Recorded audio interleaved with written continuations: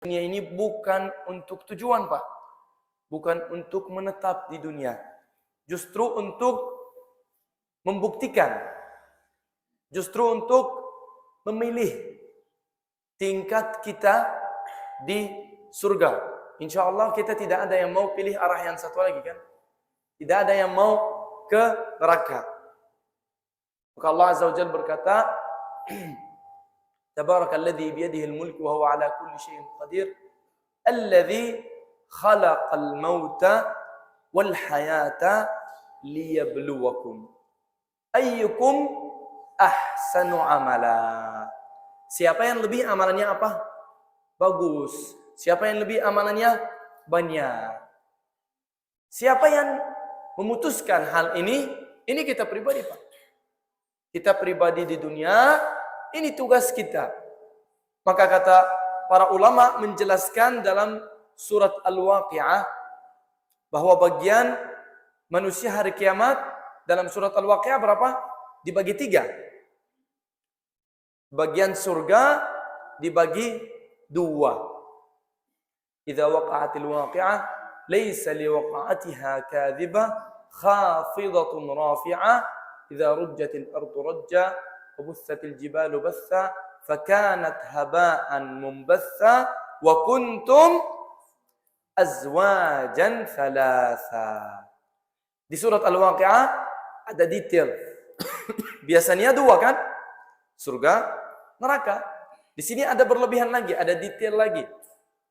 Fa ashabu al-maimanati ma ashabul maimanah wa ashabul mash'amati ma ashabul mash'amah was-sabiqun as-sabiqun.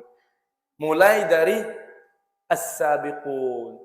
Jadi ashabul maimanah sama as-sabiqun dua-duanya bagian apa? Bagian apa, Pak? Bagian surga. Di sini saya mau bertanya, kenapa bagian surga dibagi 2? Kan dua-duanya ahli surga. Betul tidak? Tapi kenapa dibagi 2 di surat Al-Waqi'ah? Untuk dijelaskan bahwa ahli surga bukan tidak rata, tidak sama. Dalam hadis Rasulullah sallallahu alaihi wasallam berkata, surga itu darajat, tingkat. Antara 2 tingkat jauh berbeda istimewanya, kelebihannya. Antara 2 derajat itu seperti antara langit dan bumi. Sangat begitu jauh hebatnya. Maka inilah tugas kita di dunia. Kata para ulama, dunia apa? Dunia daru mamar. Dunia itu tempat apa? Tempat berjalanan. Seperti jembatan aja. Walaysat daru maqar. Bukan tempat tinggal selamanya. Tidak, sama sekali tidak. Inilah tujuan pertama kita di dunia. Silakan pilih di dunia mau di mana di akhirat. Maka di sini ini pilihan kita masing-masing. Allah tidak paksa siapa-siapa di sini. Inna hadainahu sabila imma syakiran wa imma kafura. Inilah tujuan Allah cipta manusia. Kata para ulama, apa artinya? Illa liya'budun wa ma khalaqtul jinna wal insa illa liya'budun. Inilah seluruh kebaikan, seluruh perintah dari Allah, seluruh aturan dari Allah, inilah ibadah kita. Terus dapat apa? Boleh kita nurut sama Allah, kita rajin, kita baik di dunia, dapat apa? Kata hadis Rasulullah, ala inna sil'atullahi ghaliyah, ala inna sil'atullahi al-jannah. Kita dapat apa? Kita dapat surga selamanya. Tapi kan hal biasa, kita datang ke dunia ini sibuk di dunia. Lama-kelamaan lupa. Apa tugas saya ke sini? Saya ini siapa? Dari mana? Apa tujuannya Tuhan saya cipta saya? Dan saya mau ke mana selanjutnya? Ini kebetulan saking kita sibuk di dunia, keliling di dunia, capek di dunia, kita sampai lupa. Padahal sudah ada banyak buktinya. Kalau Allah Azza wa Jal, inni ja'ilun fil ardi khalifah. Wa idh qala rabbuka lil malaikati inni ja'ilun fil ardi khalifah. Ini Allah Azza wa Jal disampaikan kepada malaikat sebelum cipta manusia. Tapi kata para ulama, waktu itu sudah ada jin. Karena jin juga miripnya sama manusia, dia juga pilih. Dia juga apa? Pilih. Tapi kalau binatang yang lain, langit, bumi, semuanya itu ciptaan Allah. Pohon, hewan, malaikat, semuanya ciptaan Allah. Tapi kata para ulama, bagian ibadahnya atau cara ibadahnya berbeda. Kalau malaikat kan akal saja. Maka kita sebutkan pakai bahasa Arab, munazzahah, suci. Kenapa? Kan tidak punya syahwat. Maka berapa ayat dalam Al-Quran menjelaskan bahwa malaikat tidak makan. Ceritanya dengan Sayyidina Ibrahim, jika datang malaikat, walaupun kan datangnya sebagai kelihatannya seperti manusia, tapi mereka bukan manusia. Terus kenapa datang seperti manusia? Supaya kita sebagai manusia kalau lihat malaikat pasti kaget, ya. Kenapa? Karena ciptaannya terlalu agung. Makanya kita belajar di sejarah Rasulullah SAW. Rasulullah ketemu sama Sayyidina Jibril secara hakikatnya hanya 3 kali saja. Karena agung sekali, luar biasa. Jadi otak kita, ciptaan kita, badan kita kurang kuat. Maka kenapa malaikat selalu datang sebagai manusia? Biar manusia tidak kaget. Tapi dalam Al-Quran jika datang malaikat, diajak makan, tidak mau makan. Kenapa tidak mau makan? Dikasih tempe, dikasih tahu, dikasih apa biar tidak mau makan? Bukan. Malaikat emang tidak makan, bukan karena makanannya kurang cocok atau dingin atau pedas, bukan. Tapi emang malaikat tidak makan, tidak punya syahwat. Maka disebutkan munazzahah, suci. Ibadahnya begitu. Allah cipta malaikat begitu dan mereka ibadahnya begitu. Dan ada juga makhluk yang lain seperti binatang, seperti tanaman. Semuanya yang seperti itu, mereka ibadahnya apa? Makhur, musakhar, terpaksa dia. Kita nanam pohon di sini, tetap dia di sini besok kan? Besok kita datang, pohonnya tetap di sini. Lusa tetap di sini, betul nggak? Nggak jalan-jalan dia. Pernah lihat pohon bilang, saya sudah 10 tahun di sini, sudah bosan, pengen pindah? Ya nggak akan. Setiap ciptaan dari Allah punya tugas, punya arah, punya ilmunya yang cocok untuk dia, tapi dia tidak keluar dari aturan Allah Azza wa Jalla. Terus bagian kita apa? Bagian kita cinta Allah, kita pilih Allah Azza wa Jalla, padahal tidak lihat Allah secara langsung, tidak lihat neraka secara langsung, tidak lihat surga secara langsung, tapi kita lihat buktinya, keadaan hal tersebut dengan mata kita. Kita lihat hujan turun dari langit, betul nggak? Lihat tanaman, lihat ciptaan ini. Ini siapa yang bikin? Saya? Dari kalian ada yang turun hujan di sini? Siapa bagian turun hujan di kampung ini? Siapa? Ada? Tidak ada bagian. Itu dari Allah. Allah yang cipta. Inilah yang bikin kita percaya kepada Allah. Makanya kata para ulama, kenapa Allah suruh seluruh malaikat bersujud? Lebih mulia mana? Malaikat suci. Malaikat tidak bisa, bukan tidak mau, tidak bisa berdosa. Tapi Allah suruh para malaikat bersujud kepada Sayyidina Adam alaihissalam. Kebetulan sujud ini bukan untuk Sayyidina Adam dia sendiri, bukan. Tapi untuk manusia. Dia sebagai apa? Ayah manusia di sini. Kenapa?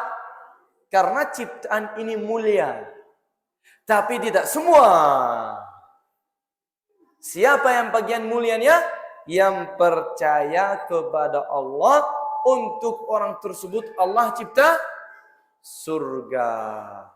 Dan ada satu bagian lagi yang tidak mau percaya, tidak mau nurut, tidak mau bersyukur kepada Allah yang mencipta dia.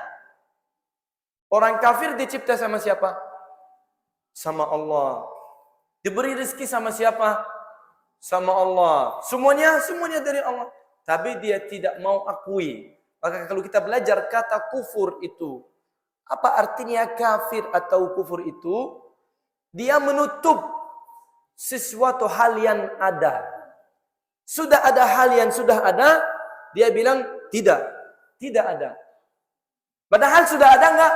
Sudah. Makanya dia kafir, menutup keadaan. Terus kalau tidak ada Allah, terus kita lagi ngomong apa nih? Kalau tidak ada sesuatu, kita tidak akan sibuk bahas hal tersebut. Karena emang tidak ada. Tapi karena ada, dia menutup keadaan Allah. Kenapa dia menutup keadaan Allah? Karena punya pilihan sendiri. Karena dia melebihkan untungan yang segera menurut dia daripada untungan yang selamanya karena ghaib. Tapi kan kita sudah kenal dengan hakikat. Siapa yang cipta mata kita? Siapa yang cipta tangan kita? Ini hakikat bukan? Hakikat. Makanya orang mukmin tahu Allah dari mana? Dari ciptaannya. Maka inilah kelebihan manusia di sini. Dari seluruh makhluk, kenapa para ulama berkata, kamu adalah raja seluruh makhluk. Apa buktinya? Yang tadi kita bahas. Qala rabbuka lil malaikati apa? Qala Allah azza wajalla isjudu li Adam. Dalam satu ayat lagi, fasajadal malaikatu ajma'in. Semua bersujud. Kenapa? Menghormati. Ini sujud ibadah, ini bukan sujud seperti kita sujud kepada Allah, bukan. Tapi sujud hormat.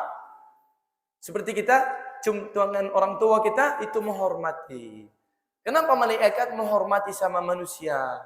Kata para ulama, supaya tahu ini makhluk mulia dan karena malaikat ada pengabdian sama manusia. Betul enggak? Semua urusan kita dengan malaikat.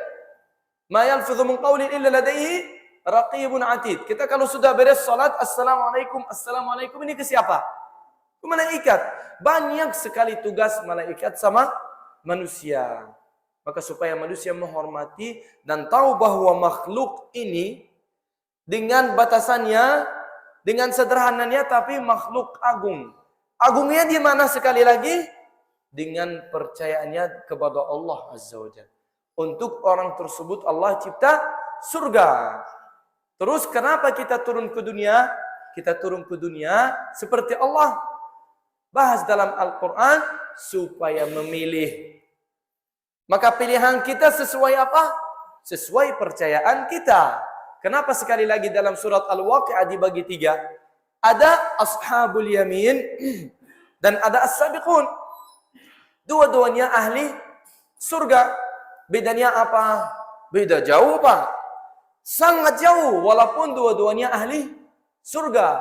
Kalau as-sabiqun dia berlomba-lomba, makanya dari namanya juga. Apa artinya apa? Sabiqun dari sabaqah. Duluan dia. Di mana ada pahala, di mana ada amalan baik, duluan. Tidak pikir dia. Malah mereka kata para ulama, manusia kan tingkat. Kita bahas sekarang dalam tingkat iman. Kata para ulama, orang yang tingkatnya tinggi, dia tidak pilih antara halal dan haram. Wah, ini pilihan untuk pemula ini. Tapi orang salih pilihannya apa? Halal dan lebih halal. Baik dan terbaik. Itu pilihannya di situ. Tapi haram gimana? Haram udah jauh lah. Udah tidak dalam hitungan lagi. Sangat jauh. Tapi dia mau tahu. Ini misalnya saya sholat, lebih afdal sholat, lebih afdal puasa, lebih afdal zakat, sedekah, atau dakwah, atau ngaji. Kenapa? Dia mau naik tingkat di surga. Tapi masalah haram sudah jauh dari dia. Maka inilah istilahnya as-sabiqun. Kalau kita melihat contoh dari para sahabat Rasulullah sallallahu alaihi wasallam. Jika turun wahyu, di Makkah, kita juga bilang apa? As-sabiqun al-awwalun minal muhajirin wal ansar, kan? Nah, orang yang duluan dari para muhajirin dan ansar. Apakah sama dengan orang yang telat? Enggak akan sama, beda jauh, Pak. Jika turun risalah, termasuk orang yang pertama masuk Islam, Sayyidina Abu Bakar Siddiq, kalau Rasulullah SAW tidak pernah saya ajak orang masuk Islam kecuali dia memikir walaupun apa? Sebentar aja. Tapi tetap semua apa? Ada jedahnya untuk berpikir dulu. Kecuali Abu Bakar Siddiq, diajak langsung dia masuk Islam. Apakah orang seperti Abu Bakar Siddiq, Utsman bin Affan, sahabat-sahabat yang pertama, Ummina Khadijah, apakah ini hitungannya sama dengan orang sahabat yang telat banget masuk Islam? Malah ada sebagian yang ikut perang mengadu Rasulullah SAW bertahun-tahun. Apakah jadi sama? Gak mungkin jadi sama. Maka ini yang kita bahas. Tugas kita di dunia, silakan, pastikan, pilih mau kemana, mau di mana sesudah meninggal. Ini tugas kita di dunia, Pak. Dan ini masalah tidak begitu mudah. Kenapa tidak mudah? Karena kita tidak tahu jarak waktu kita di dunia berapa lama. Ada yang tahu di sini? Hah? Ada orang yang ahli bisa kasih saya tahu kapan saya meninggal? Hah? Obatnya ada? Kalau datang kematian, kita minta izin. Ada nasihat sangat mulia dari orang saleh, namanya Ibrahim bin Adam. Datang seorang bertanya, wahai Ibrahim, kasih saya nasihat yang kuat, saya ingin taubat. Tapi jangan banyak ngobrol, singkat tapi dalam sekali. Dia bilang boleh. Dia bilang, saya minta 5 syarat saja dari kamu. Kalau kamu bisa dilakukan 5 ini, silakan kamu berdosa sepuasnya. Tidak akan kamu gagal atau kalah. Enak kan? Hah? Enak nggak? Laksanakan 5 syarat ini, silakan bebas dosa. Enak kan? Dengar dulu. Dengar dulu syaratnya gimana? Dia bilang bolehlah, ambil. Apa yang pertama?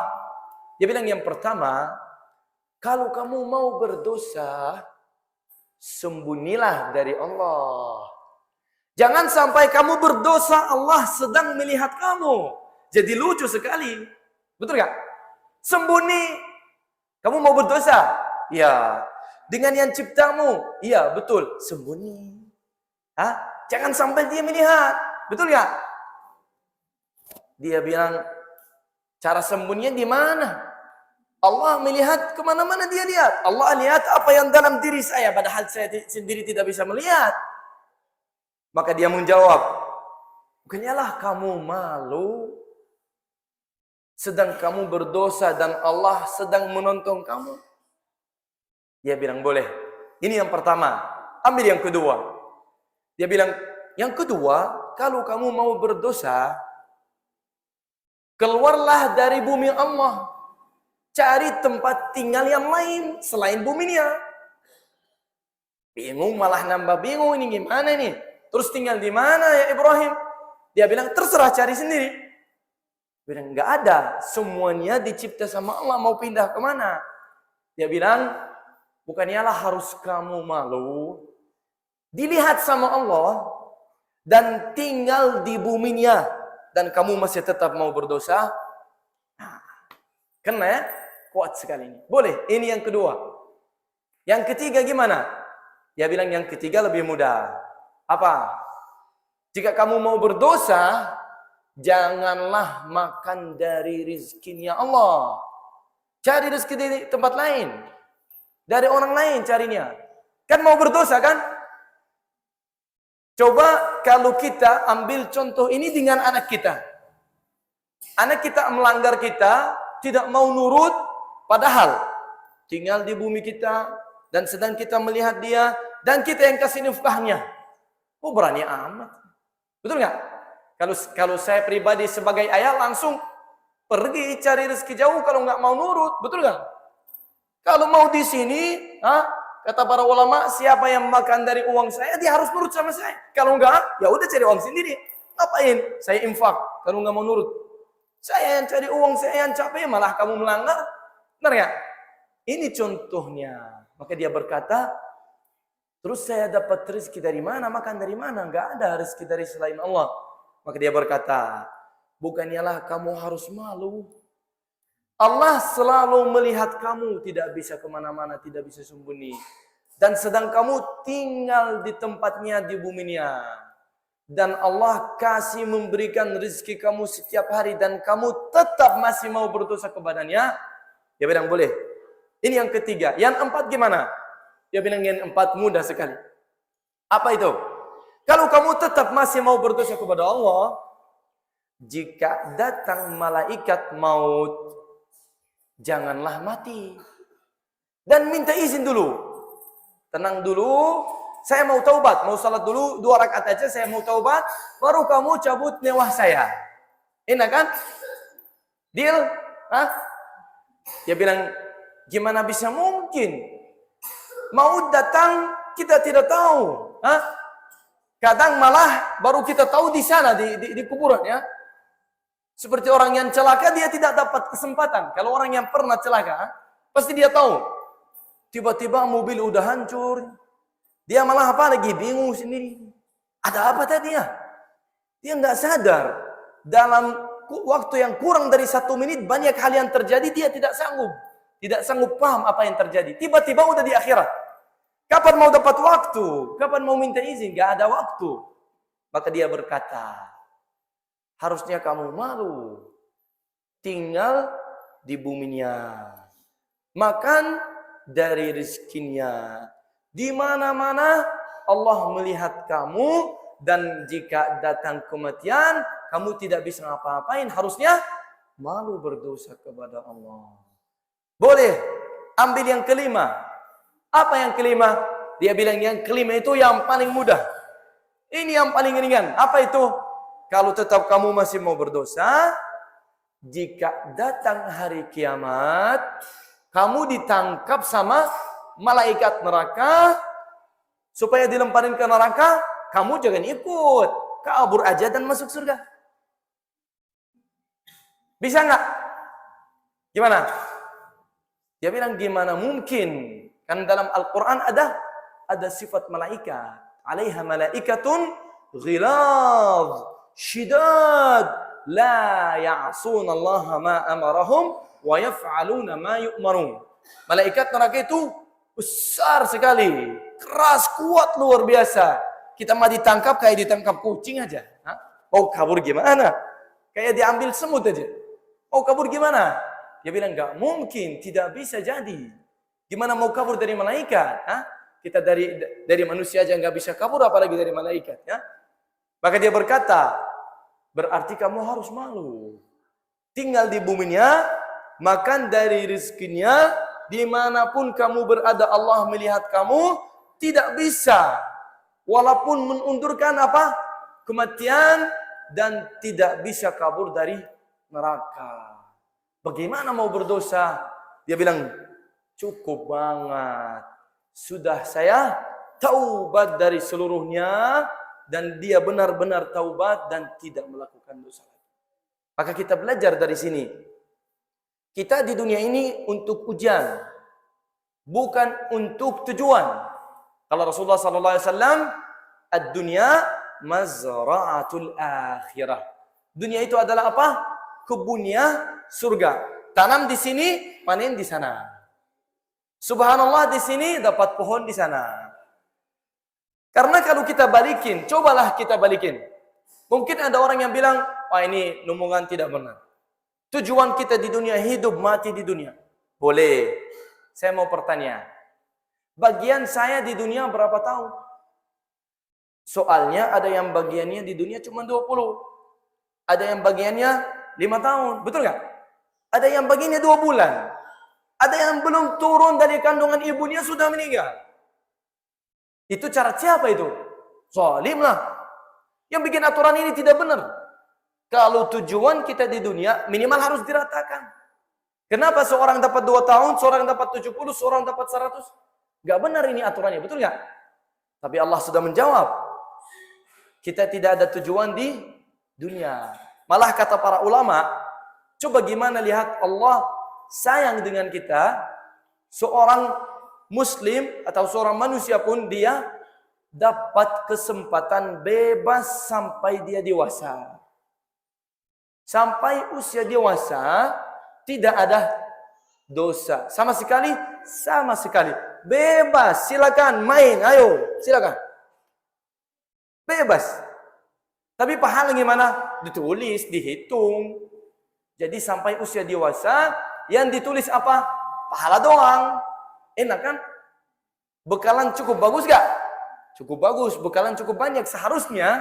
Nah, sudah dewasa, sudah paham, sudah tahu, sudah melihat ciptaan Allah, sudah lihat banyak bukti dan mukjizat. Sekarang kita hitung. Gimana cara hitungannya? 1 dosa tetap hitungannya 1. Dan dikasih kesempatan 6 jam katanya. Jadi malaikat kanan dia suruh malaikat kiri tunggu dulu. Kasih 6 jam. Kali dia bertaubat, kali dia istighfar. Kalau sudah 6 jam tetap keras kepala baru ditulis 1 dosa. Pahala gimana? 1 hitungannya 10. Jadi otomatis secara matematika, kalau seorang melakukan 10 pahala, dosanya 100. Hitungannya berapa, Pak? Hah? Hitungannya rata 100. 10 kali 10 hasilnya 100. Berarti rata 10 kali lipat. Enak nggak? Enak sekali. Ini hanya saya jelaskan sedikit. Kalau saya bahas rahmatullah, gimana Allah sayang, itu 2 jam nggak akan selesai. Karena dari sebelum dicipta sampai hari kiamat, banyak rahmat dari Allah supaya kasih kesempatan kita bertaubat dan supaya kasih kesempatan kita masuk surga. Kata para ulama, kalau belajar rahmat Allah pasti sampai bingung. Kayaknya nggak akan ada dengan cara hitungan begini. Nggak mungkin ada orang masuk neraka, nggak mungkin. Ini hitungannya hebat sekali, luar biasa. Padahal tetap ada yang masuk ke neraka dan banyak sekali. Maka kita belajar dari sini. Allah memberikan kita kesempatan.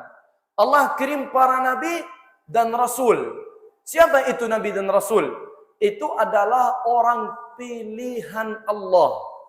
Kenapa Allah pilih orang yang terbaik dikirimkan untuk kita? Saya mau bertanya. Apa tujuannya Allah pilih orang yang paling bagus?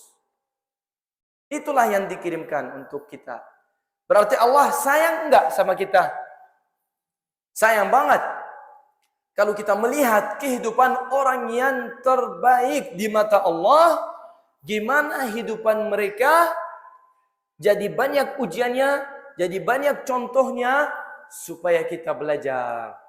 Padahal ini orang yang terbaik.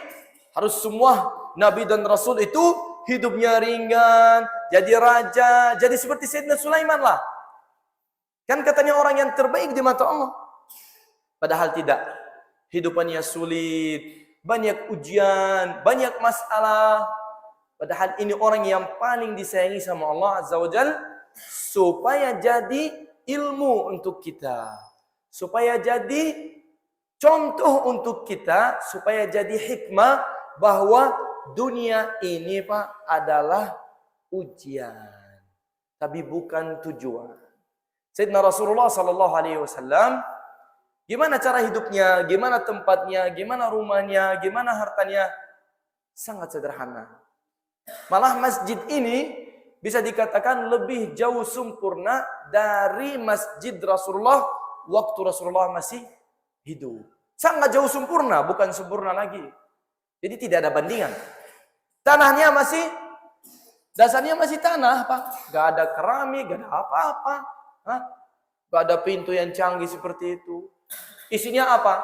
Tiangnya apa? Pohon kurma, Pak. Sangat sederhana. Padahal itu masjid Rasulullah. Manusia yang terbaik di bumi ini. Kenapa? Allah kasih contoh untuk kita.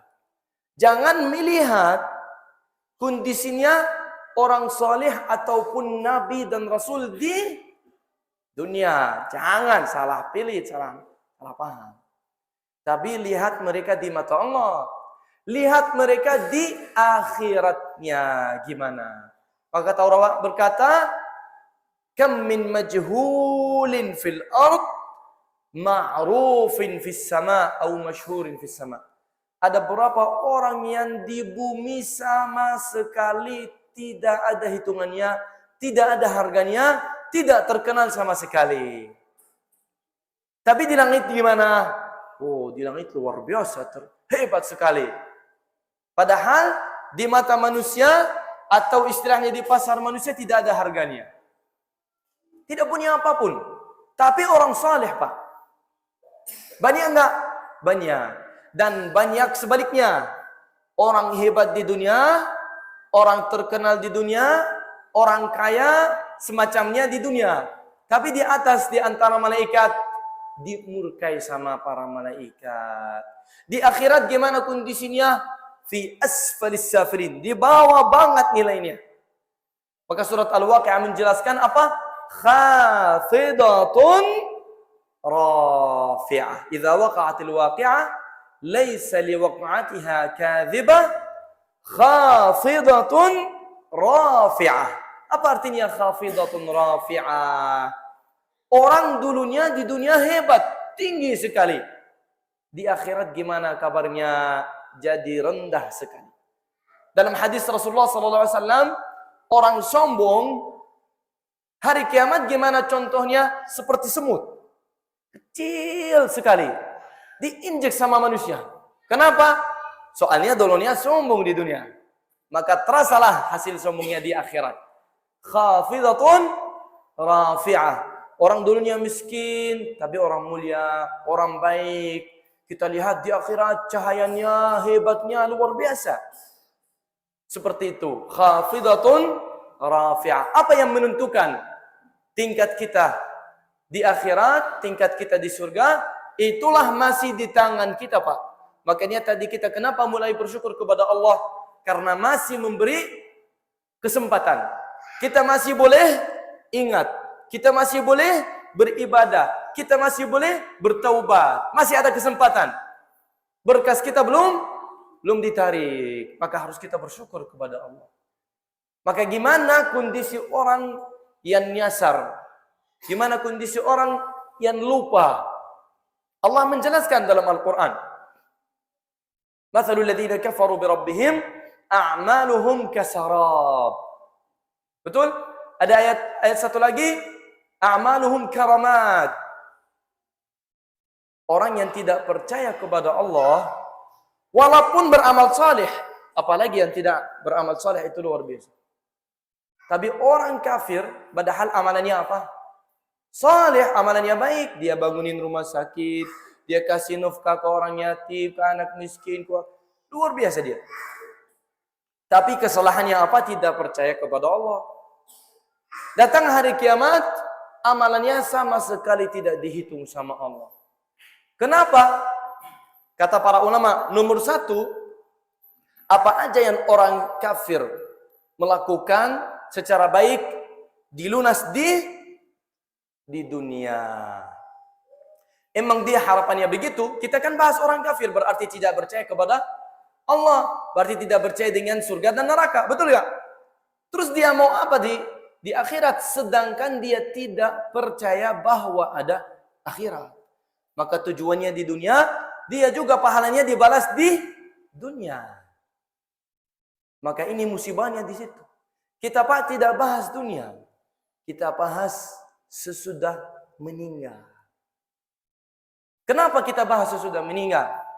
Kan tadi kita jelaskan. Saya pribadi tidak bisa tahu. Besok, lusa, seminggu lagi, mau tidak mau akan meninggal. Itu masalahnya. Kalau kita tidak meninggal, ringan, enak. Tapi mau nggak mau meninggal. Terus sesudah meninggal kemana dan berapa lama? Itu yang cerita ke kita hanya ilmu agama. Apakah saya bisa cari jawaban pertanyaan tersebut di ilmu dunia, Pak? Ada yang punya ilmunya? Tapi dari ilmu dunia, jawabannya ada nggak? Kasih kesempatan, silakan. Kali aja ada yang bisa jawab. Silakan kasih jawab pertanyaan ini. Sesudah meninggal kemana? Sesudah meninggal berapa lama? Apa yang akan terjadi? Ada jawabannya dari ilmu dunia? Gak ada. Jawabannya di Al-Quran. Jawabannya di ilmu agama. Maka seorang berotak yang dia pikir, pasti dia tahu lama atau tidak akan saya meninggal. Khawatirlah. Harus tahu ke sana ada apa. Maka ini jawabannya di mana? Di agama. Disitulah kita butuh ilmu agama. Maka kata para ulama, wajar ulama berkata apa? Kepentingan ilmu agama untuk seorang manusia lebih penting daripada air minum. Wajar nggak? Wajar. Kalau kita nggak minum, badan kita mati. Itu hasilnya. Kalau nggak minum 3 hari, badan fisik kita mati. Tapi nyawa kita nggak mati. Nyawa kita hanya pindah doang. Kemana? Belum tahu. Tapi itu ruginya kalau air minum. Cuman mati secara fisik saja. Tapi kalau sesudah mati ke surga, rugi nggak? Ya enggak. Malah menang. Nah, itu kepentingannya ilmu agama di sini. Dia yang menentukan apakah kita bahagia selamanya atau rugi selamanya. Tapi kalau air, cuman dia untuk kesehatan fisik badan kita doang. Terus badan kita gimana? Coba kita lihat. Hasilnya apa badan kita? Hasilnya ke tanah tetap. Betul nggak? Orang yang sudah meninggal, orang yang sudah kita kuburin, tanah badannya gimana sekarang kondisinya di tanah? Sudah habis. Maka itulah contohnya bandingan ilmu agama lebih penting daripada air minum. Tapi orang pada sibuk. Makanya kenapa kita datang ke sini kasih peringatan? Kamu di antara ciptaan Allah adalah raja ciptaan Allah. Kata siapa? Inni ja'ilun fil ardi khalifah. Apa artinya khalifah? Kata para ulama, yang melakukan keinginan Allah di buminya.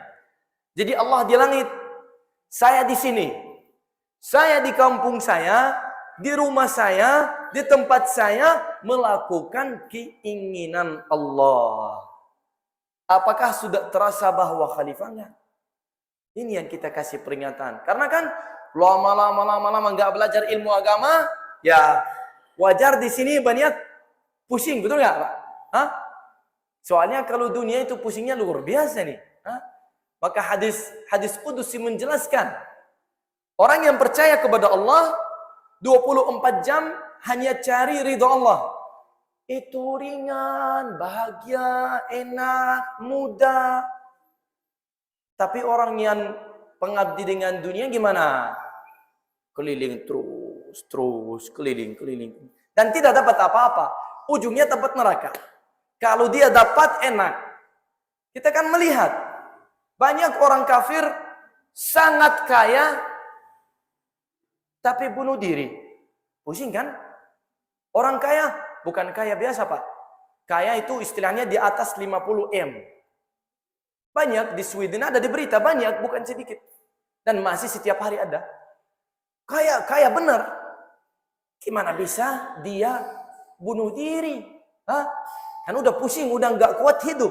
Kenapa nggak kuat hidup? Udah bosen dia. Sudah main ke seluruh negara. Sudah makan semua tiba makanan. Ada satu orang sebelum dia bunuh diri, dia bilang apa? Saya sudah bosen di sini. Semuanya sudah coba. Semuanya saya sudah pernah coba.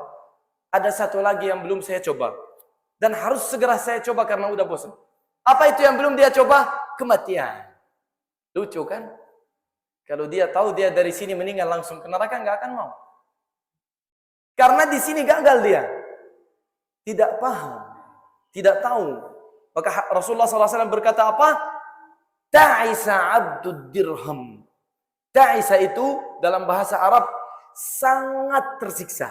Bukan tersiksa biasa, sangat sedih. Itulah hamba uang. 24 jam apa? Duit. Bangun duit, malam duit, pergi duit, pulang duit.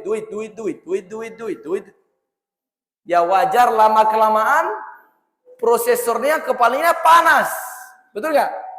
Nah, coba usaha ini, bisnis ini bangkrut. Coba lagi ke sini bangkrut. Pusing terus, gak akan beres-beres. Tahu-tahu datang kematian duluan, nampak pusing lagi nanti.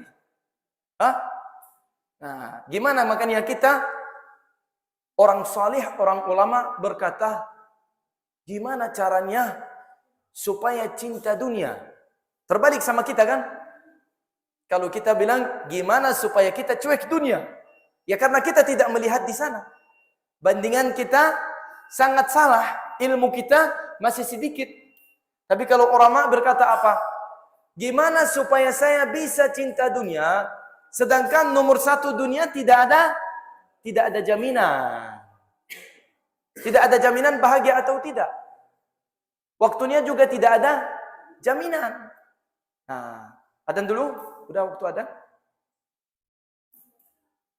Sudah adzan? Adzan dulu? Itu gimana?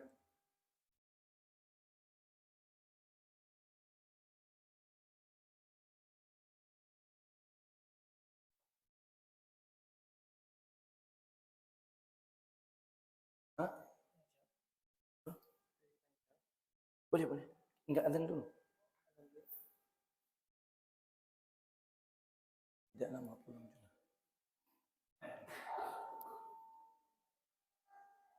Apa punya?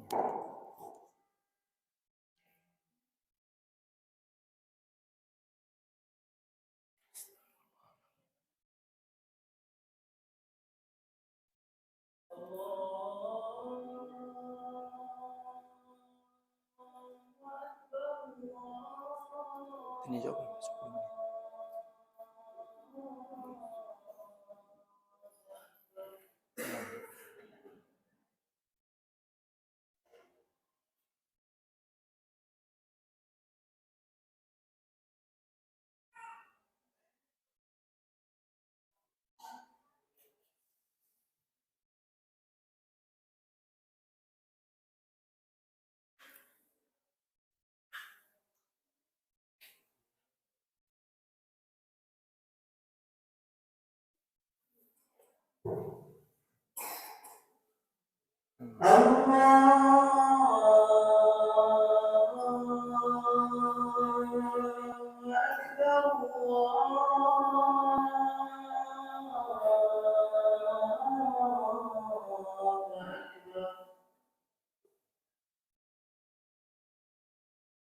أشهد أن لا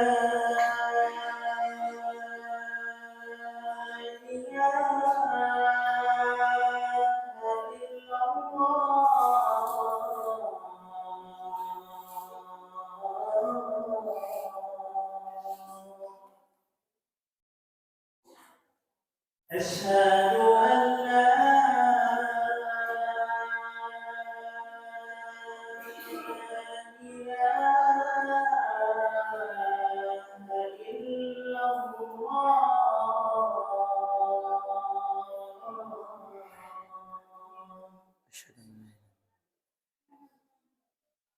أشهد أن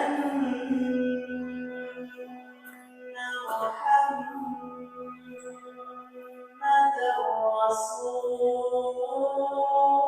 الله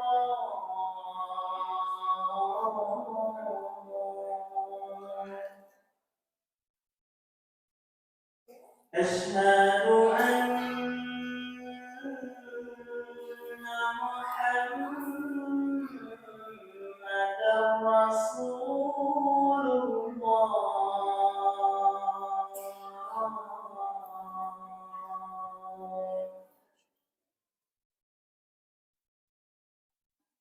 حي على الصلاة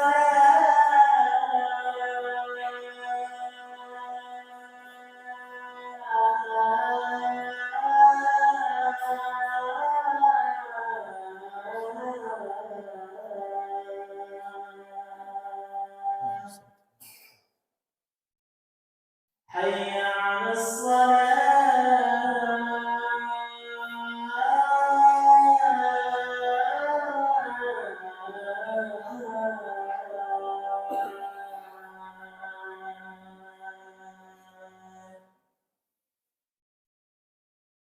حي على الفلاح.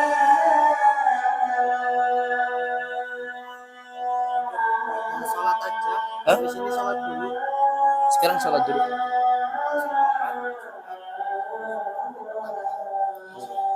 Sekarang sholat dulu. حي على